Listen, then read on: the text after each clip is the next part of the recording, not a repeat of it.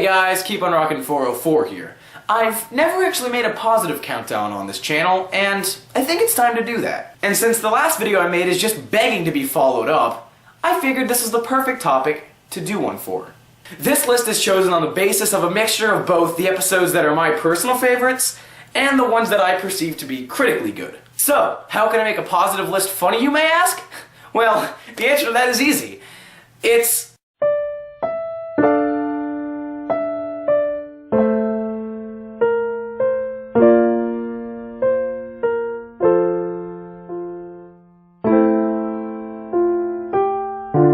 These are the top 10 best Friendship is Magic episodes. Look, Pink! Aren't they all amazing?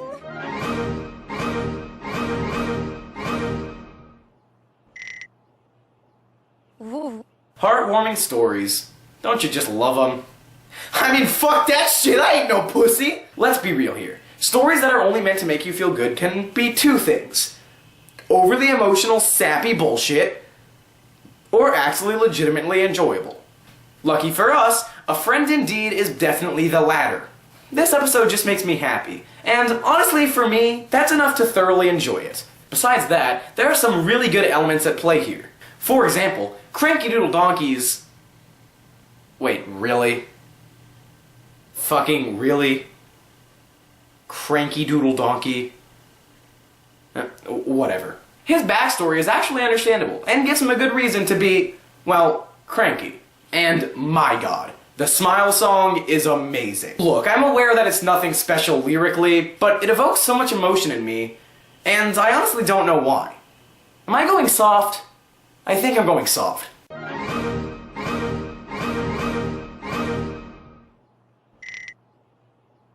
Whoa. Ah, the Wild West. When you're a little kid, this shit is just unreasonably cool. But why? I honestly have no idea.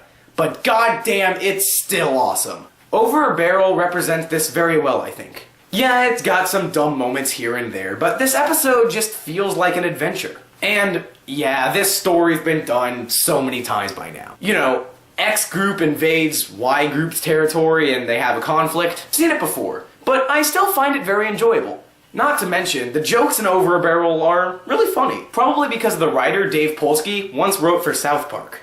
Also, I really like the settings that are in this episode. And the one-time characters in this episode are very interesting. Especially Little Strongheart. I don't know why, just something about her is really cool to me. Her character is explored just as much as it needs to be in a very short amount of time, which is probably a very hard thing to pull off. So overall, it's a decent concept executed very well.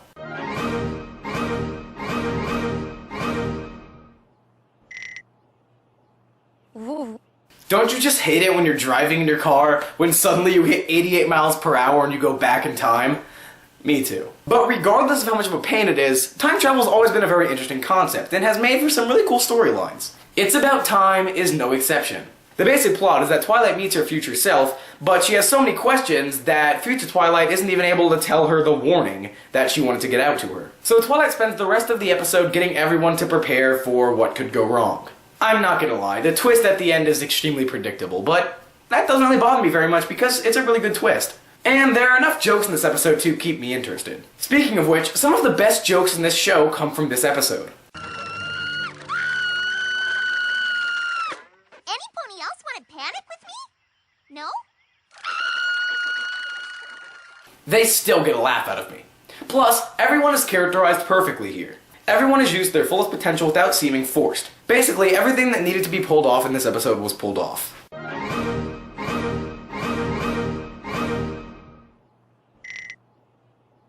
Whoa. Aren't underdog stories cool? Hurricane Fluttershy is a great episode. It's, well, a Fluttershy episode, so she has to get over her fear and blah-de-blah-de-blah. But there's a reason why it works here and why it doesn't work in so many other attempts. We're actually given a chance to feel her pain. Not only through a quick flashback explaining why she's afraid to fly in front of others, but also through her dialogue. It's done very well and it's very relatable here. And plus, it's just so hard not to feel for her after watching this scene. Fluttershy, wait! So some punks poked a little fun at you when you got stage fright. Big deal. You aren't gonna go quit just because of that, are you? Yes! But I need you!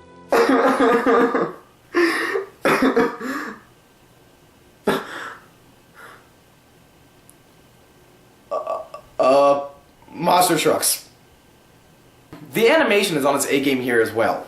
That water tornado thing looks really good.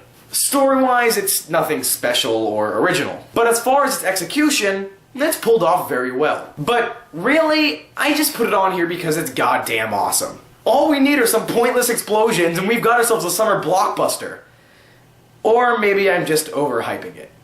I don't know.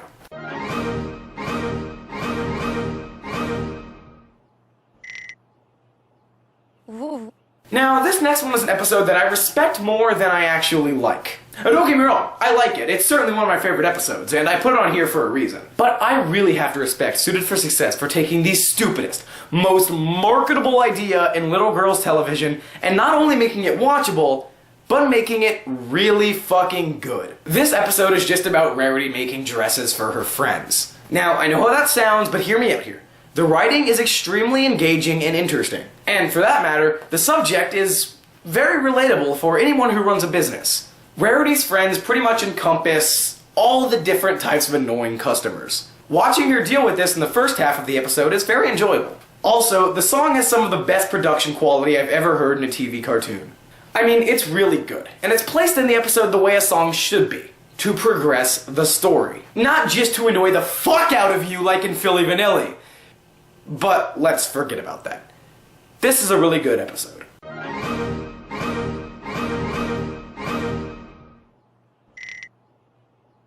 Whoa. I was really hyped for Season 4. I had no idea what to expect with all these changes put in place, like Twilight becoming an Alicorn princess and Discord becoming a good guy. They really met my expectation with the premiere, and then some. Both parts of Princess Twilight Sparkle are superb. The plotline is very interesting and really grabbed my attention from the start. Almost all of it is perfectly paced, except for that stupid subplot of Twilight being asked to leave.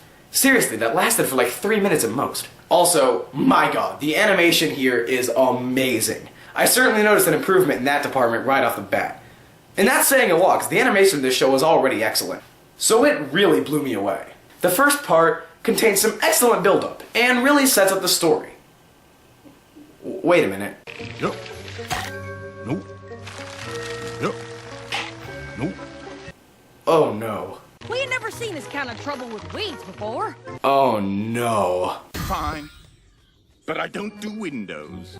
Oh god, no.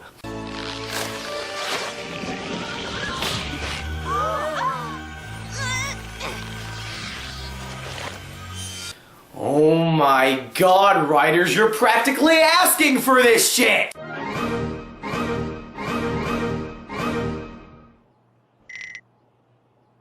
Whoa. I don't really have much of an introduction for this one, so fuck it, number 4 is Party of One. This episode doesn't really give you much of a first impression. It starts off in a place where you don't really know what's going to happen.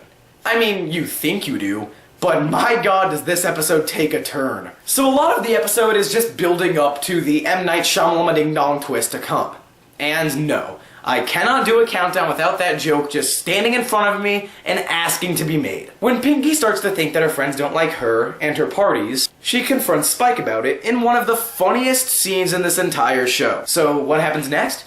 Well, considering that I put one of the upcoming scenes on my 9 disturbing moments in cartoons and kid shows videos, I think you know. Oh, they're not so bad.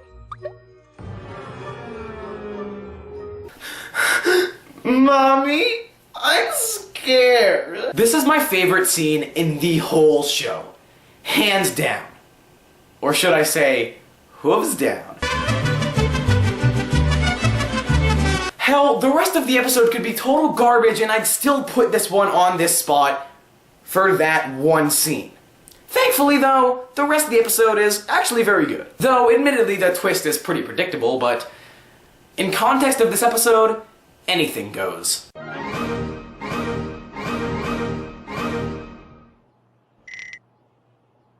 Whoa. I've always been a fan of Weird Al's music. He's just really funny. So when I heard that he was gonna be on this show, I was really excited.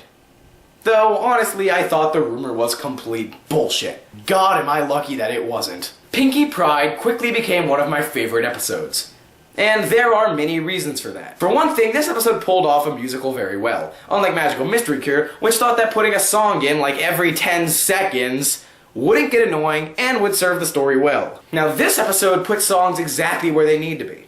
In Weird Al's, Cheese Sandwiches, songs fit him perfectly. They fit Weird Al's polka song style perfectly, and even had elements of them when he covered Pinkie's Smile song in the Goof Off. Cause I like to make you smile, smile, smile, yes I do. It fills my heart with sunshine all the while, yes it does. Cause all I really need is a smile, smile, smile from these happy friends of mine. That's my song! What do you mean? I have no idea what you're talking about. Every song, not only his, are really good and certainly not forgettable. The next great thing about this episode is the humor. There is joke after joke after joke, and not one of them falls flat. Just let yourself go floppy, for now this is your chance. Pretend you have no bones and do the rubber chicken dance. Hit boneless! So in the end, I was really pleased with this one.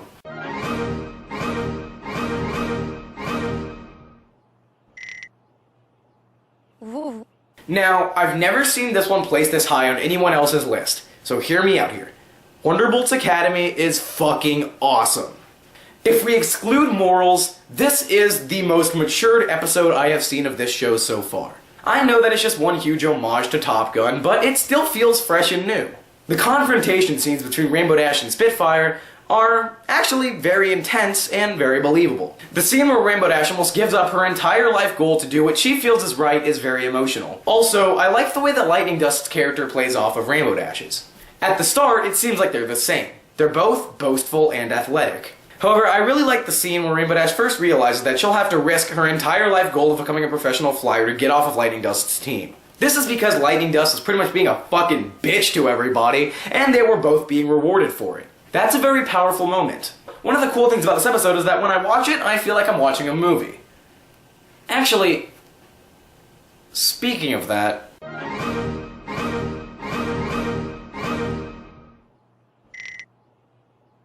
Whoa. Go watch this episode if you haven't seen it or if you haven't seen the show. That's not a recommendation.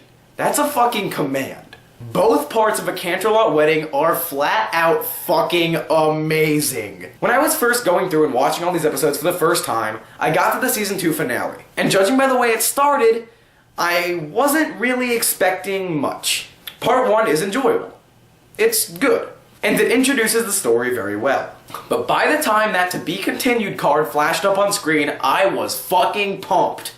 And it only got better from there. This is like a movie. That's not even a hyperbole. It's fucking awesome. People have pointed out some major plot holes, but listen, when something is as incredible as this, there is no reason to nitpick it and ruin it. My god, this season finale blew me away. It was the first M. Night Shyamalan ding dong twist this show threw at me that I totally did not see coming. Although, looking back, I really should've. The action is awesome and really reminds me of the Powerpuff Girls. I know, fitting. The animation is superb. The storyline is very engaging. The dialogue is believable. This episode is just all around near perfect. But by far the best part about this episode is the song in part 2 called This Day Araya. And don't go look that up. You have to watch it in the context of the episode for it to fucking blow your mind. I can't begin to explain how amazing it is. It's on par with a Disney movie song, and it's even better than some of those. Just go watch it and see for yourself. Well, this concludes my first positive list. I hope you guys enjoyed, and speaking of songs, you can expect some of those from me in the near future. Bye, guys.